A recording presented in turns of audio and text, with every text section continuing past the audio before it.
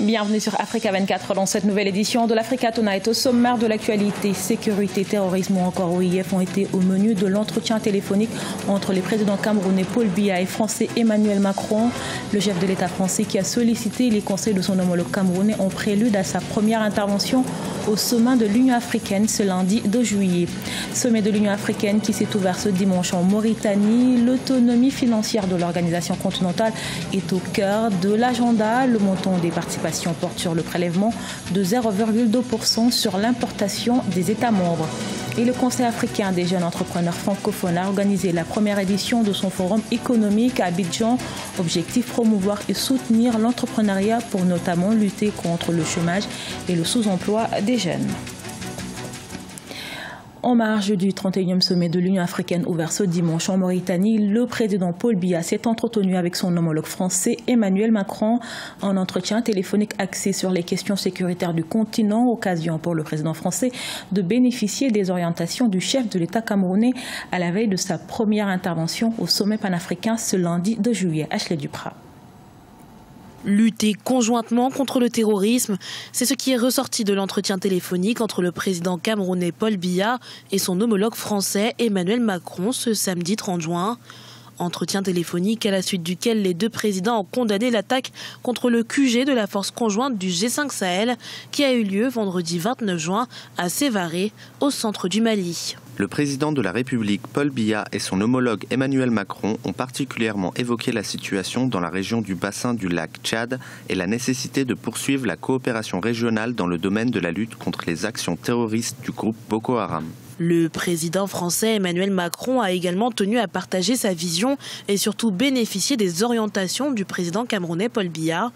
Les discussions ont notamment porté sur la situation sécuritaire dans le bassin du lac Tchad, la coopération régionale dans la lutte contre Boko Haram, l'enjeu des migrations entre l'Afrique et l'Europe et les actions pour la résolution des crises en Afrique. Le coup de fil du président français Emmanuel Macron rentre dans le cadre des relations d'amitié et de coopération qu'entretiennent les deux pays, à savoir la France et le Cameroun. En Afrique, le président camerounais est l'un des présidents les plus aguerris et les mieux à même de parler avec éloquence de cette question. C'est le président camerounais qui a lancé, n'est-ce pas, l'appel et l'invitation à la mobilisation globale pour un problème qui, n'est-ce pas, se présentait de manière globale à l'ensemble des pays, à l'ensemble de la communauté internationale. Également au cœur des discussions, l'avenir de l'OIF, Organisation internationale de la francophonie, la candidature de la Rwandaise Louise Mushikiwabo faisant désormais l'objet d'un consensus entre tous les pays africains. Fort de cet échange avec son homologue Paul Biya, le président français dispose de toutes les options pour réaliser sa première intervention au sommet de l'Union africaine ce lundi 2 juillet 2018. Et c'est l'une des dispositions phares de la réforme décidée début 2017 équitable sur une amélioration radicale de l'efficacité et de la visibilité de l'Union africaine, l'autonomie financière de l'organisation. La question est au cœur des débats de ce 31e sommet ouvert ce dimanche à Nouakchott en Mauritanie. Cheikh Omar Bandaogo. C'est un sommet de l'Union africaine à grands enjeux qui se tient ce dimanche 1er juillet à Nouakchott en Mauritanie. 2 jours plus tôt, les travaux préparatoires avaient déjà planté le décor. De la réforme de l'organisation aux différents conflits sur le continent en passant par la zone de libre-échange continentale, ces sujets feront l'objet de discussions avec en toile de fond la question de l'autonomie financière de l'organisation. Sans autonomie financière, notre ambitieux agenda 2063 ne sera qu'un catalogue de bonnes intentions et notre prétention au leadership continental et à l'appropriation africaine, rien d'autre qu'un vœu pieux. Les dirigeants africains devraient prendre des mesures visant à accélérer la mise en place effective de la zone de libre-échange continentale. Déjà, le président en exercice de l'Union africaine, le Rwandais Paul Kagame, avait proposé en ce sens un financement participatif des membres de l'Union. Aussi, l'ancien président de la Banque africaine de développement, le Rwandais Donald Kaberuka, avait proposé que chaque État instaure une nouvelle taxe de 0,2% sur les importations. Selon ses calculs, cette taxe devait rapporter 1,2 milliard de dollars en 2017. La première chose, il faut que les Africains et les chefs d'État acceptent de se dire la vérité. En réalité, ils ne sont pas, en tout cas pour une partie importante, engagés à donner le rang, je dis bien le rang et le niveau que doit avoir l'Union africaine. C'est-à-dire qu'il faut en fait sous-traiter une partie du pouvoir national vers le pouvoir supranational au niveau de l'Union africaine. Et ce n'est pas un problème budgétaire, c'est un problème politique. Maintenant, il y a un deuxième problème. Si le transfert se fait, il ne faut pas non plus que ceux qui ont donné plus d'argent pensent que c'est eux qui vont contrôler l'organisation. Parce que c'est ça le deuxième problème, qui explique le premier. Le budget de l'Union africaine provient à plus de 50% des bailleurs étrangers et ces programmes sont financés à 97% par les donateurs.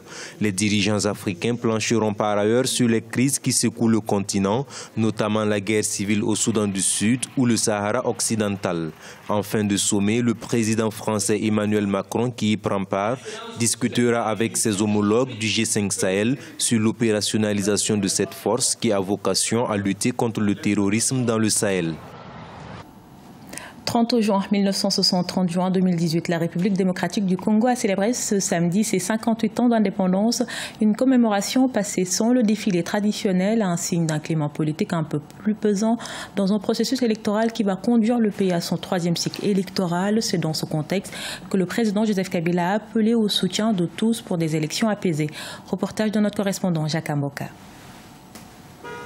La République démocratique du Congo a commémoré ce samedi 30 juin les 58 ans de son indépendance. Une commémoration sans les traditionnels défilés militaires dans un climat sociopolitique un peu tendu et en plein processus électoral. Dans son discours à la nation, diffusé sur la télévision nationale, le chef de l'État Joseph Kabila a appelé ses compatriotes au soutien de ces processus. Mes chers compatriotes, je me réjouis du fait que la célébration de la fête nationale intervienne cette année en plein processus électoral et particulièrement au lendemain de la convocation des électeurs au troisième scrutin libre, démocratique et pluraliste. Le 58e anniversaire de l'indépendance du pays est commémoré dans un contexte de processus électoral. Malgré les avancées enregistrées, celui-ci ne fait pas l'unanimité au sein de la classe politique. L'attention de l'opinion tant nationale qu'internationale est manifeste avec des questions qui fâchent, notamment celle de la machine à voter et de la candidature ou non de l'actuel chef de l'État. Le président de la République appelle les siens à plus de vigilance. Les pesanteurs de tous ordres, exercés chaque jour sur le droit de notre peuple à l'autodétermination, nous invitent à la vigilance et à la détermination dans la meilleure réponse à y apporter.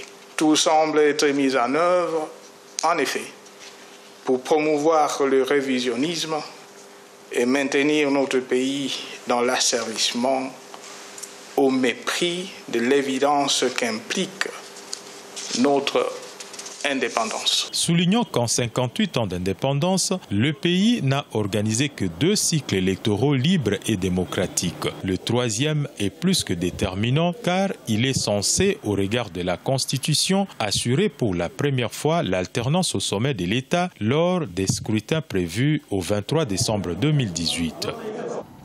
La création d'une entreprise est plus facile au Nigeria qu'au Sénégal, c'est l'avis de plusieurs spécialistes sur le continent. Afin de relever ce défi, le Conseil africain des jeunes entrepreneurs francophones lance la première édition du Forum économique des jeunes francophones d'Afrique. C'était ce 30 juin à Abidjan, en Côte d'Ivoire. Reportage de notre correspondant Oliva Jacoton. Ils étaient 250 jeunes entrepreneurs à prendre part à ce premier forum économique des jeunes francophones d'Afrique. Relever le défi de l'entrepreneuriat dans leur zone leur tient à cœur car selon des experts sur 10 entrepreneurs en Afrique, seulement 2 viennent du monde francophone. Une tendance que le Conseil africain des jeunes entrepreneurs francophones, créé en janvier 2017, veut corriger d'ici 2030. Nous devons tout faire pour pouvoir léguer à nos enfants ce que nous n'avons pas pu recevoir de nos aînés. Mais ce n'est pas de leur faute aussi, parce qu'il faudrait que ça commence quelque part. Et cette révolution entrepreneuriale commence par nous, et nous allons l'assumer pour que l'Afrique francophone puisse être un espace où il fera bon vivre, où les hommes d'affaires d'ici 10 ans, 5 ans, 10 ans naîtront, où on verra que la population est plus business que autre chose. Fort de ses 500 membres, le Conseil africain des jeunes entrepreneurs francophones est présent en 2018 dans 12 pays d'Afrique. Le forum d'Abidjan aura permis au Niger, l'un des pays membres, d'exposer ses opportunités d'affaires. Le Niger est un pays minier et il y a plusieurs domaines dans lesquels vous pouvez investir. Le domaine entrepreneurial, agroalimentaire, le domaine vraiment de développement communautaire. Donc vraiment, c'est pour dire que nous avons, le tourisme est là. Nous avons plusieurs domaines dans lesquels les jeunes du Burkina ou bien du Mali, quand ils viennent au Niger, ils peuvent bien investir pour que vraiment le développement soit au niveau d'Afrique, pas le Niger seulement. Le deuxième forum économique des jeunes francophones est prévu en mai 2019. Il mettra l'accent sur la modernisation de l'agriculture. Notons que les jeunes entrepreneurs francophones misent sur des séminaires de formation, des rencontres B2B et aussi des levées de fonds au sein de leur réseau pour mieux faire face aux défis de leur secteur. Ce journal a été réalisé par l'ensemble de la rédaction. Merci pour votre fidélité. Dans un instant, une nouvelle édition de l'actualité sur Africa 24.